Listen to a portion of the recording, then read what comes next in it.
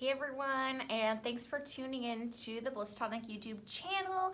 I'm really excited to talk about today's topic of future predicting and potentialities. So I love this topic because it's something that I share a little bit about in both my readings that I've been doing for the past decade and akashic record readings, which really gets into a whole nother level of future predicting and timelines and potentialities, and just really gets into this concept that time is not linear, which we've all heard it, right?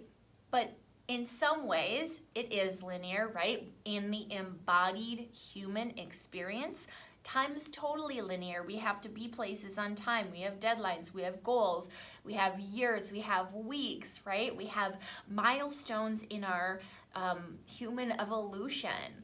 So time is both linear in our experience of it and non-linear from a broader spiritual perspective. Okay, now this is important to say, just because if I just say time is not linear, time is not real, like that doesn't really serve us, because we're also humans, okay? We're not just spirits traveling around the ethers, hopping timelines, okay?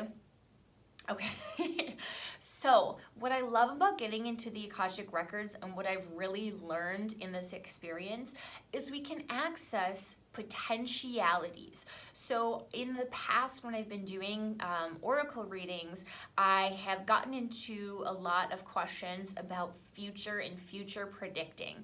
And it's something that I don't do as much, because truly the only reason, and this is what I learned in the Akashic readings, the only reason we get information from future potentialities is if it serves us in the now, if it helps us, bring us hope, if it's helpful information that will serve us and how, and maybe make a difference in how we show up in the world, in how we engage with our embodied human self. So I really find that this information is not just like infotainment, right? Where it's like, oh, yeah, like, and that there's been times when perhaps, I've gotten psychic reading, one that predicted actually my partnership with Dan when I was in a whole nother relationship, and I was like, no, you can't tell me that. Like, that's super annoying to know that there's this other man for me.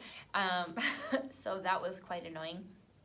And yet, knowing that information, like when I realized that the information she gave me was about Dan, it helped really like click in this knowing that I already had within me, this validation of like, oh my God, this is the person that she predicted, like years later. Truly, it was years later.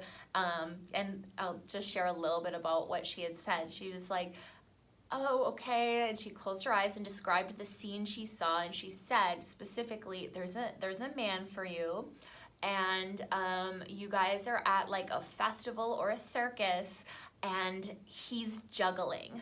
And if you don't know, like, that's how I really got into hanging out with Dan, is through a lot of these fun activities, and he's a juggler. So it was just like I saw him juggling one day. I was like, oh my God, this is the guy. This is the psychic predicted him. And so perhaps that's why that information was allowed to come through, to help validate this inner knowing that I have that like, okay, this man is my man, you know?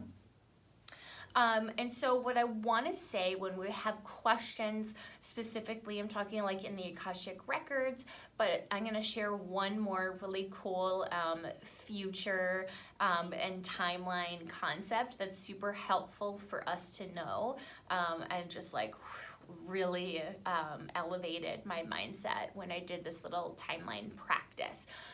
So if we have a question into the future, like say we want to know, like, when am I going to have a baby? Or am I going to have a baby? Or is this, business going to take off? When is it going to take off, right? So just knowing a specific answer, does that necessarily serve us? Maybe. But what I want to say is we always have free will, which is why there's always more than one potential timeline. For sure, based on past action and past momentum, there are certain timelines that are more likely than others. And sometimes when I'm doing readings, I'll get a specific number, like this feels like a 10% possibility that this is the timeline that you're going to be connecting to in the future. And this one feels like a 95% chance that this is the timeline you're going to drip into. And why would we get that information? Is how do we align with that timeline, right? What actions can we take now that are going to help us step up into maybe our desired timeline? Do we have control over everything? Absolutely not. But do we have free will to say, actually, I don't want that. I actually don't want that baby. I actually want to do something completely different with my life. Maybe I just want to marry for money. Like, who knows? Whatever situation we get into, right? So we always have free will to decide, but having these kind of like guidelines of future potentiality can really help guide our current self-inquiry, our current actions and habits that we're aligning with, and just help us even just receive validation. Like, yes, I'm on the right path. This is, this is the future unfolding before you if I keep taking these steps or leaps in this direction.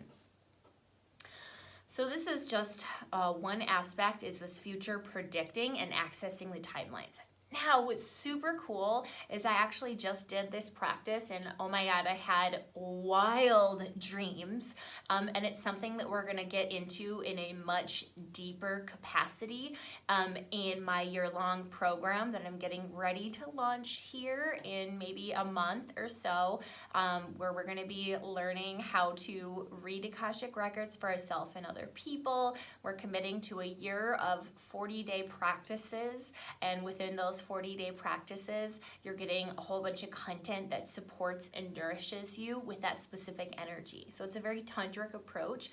We're doing kind of like the boring, slow and steady approach, while also like deep diving and immersing ourselves into all of these topics to make a huge life change in the matter of a year. So one of the topics that we're going to get into, which I absolutely loved, and it was timeline hopping. And we access the subconscious mind, kind of tuning in, breathing, getting into a state of meditation. Binaural beats always help with that.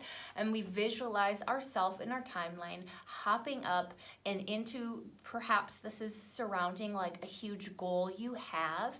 And we're going to imagine ourselves floating above our timeline and picking that date that we would like to have that goal achieved. So then we imagine ourselves floating to that highlighted date in the future. And then we visualize and feel, really important that we're not just thinking thoughts, that we're bringing feeling into the body, because our body and mind don't know the difference. Our subconscious mind does not know the difference between real or imagined, which is why when we have spiraling negative thoughts, our body reacts. Our body produces and pumps different hormones like cortisol that put us in flight or fight, right? And so our body reacts to anxious thoughts by creating a body that is prepared to deal with the threat, right? Which is imaginary at this point, but our body and subconscious mind don't know that. Okay, so we're hopping into this place in the timeline, and we're visualizing that goal complete. What is it like? And like taking a picture of that and really feeling the energy. And we do a little bit of breath work to like really solidify that timeline memory. And then we bring that picture with us back. And there's something about it that's not just visualization, it's fucking astral travel. So truly, and I really, really believe this, my subconscious mind has changed since I've done this timeline practice, and it really felt like astral travel, and like my subconscious mind had a different feeling than any other time I've done affirmations or hypnotherapy or, you know, guided experiences. Like, this has been so powerful because I already saw that timeline take place, and I now have a memory to take with me here of what it felt like to be in that timeline. And like, oh my God, it felt so good. And I loved how, you know, all of these people were surrounding me and congratulating me. And it just felt like, oh, I really made an impact in this world. And so, yeah, there's definitely something really, really powerful about that astral travel timeline practice. So that's just the other thing I wanted to say about timelines is, holy shit, you can astral travel timelines. And that in some ways is part of what we do when we're accessing future potentialities in the akashic records. But in this case, it's for the specific intention of like planting that seed and bringing it back with you. So by the time you actually reach that time, the seed has already grown into the full fruition of whatever that dream or goal is. 11/11. Okay, so I hope that this helped you just a little bit and inspired you to start to play around with your own timelines, not just for receiving information, but for programming and astral traveling into the future, so you can plant the seeds and take that picture back with you into the present moment. It's totally different than just doing a guided meditation. So give it a try, let me know what you think, and have a wonderful rest of your day.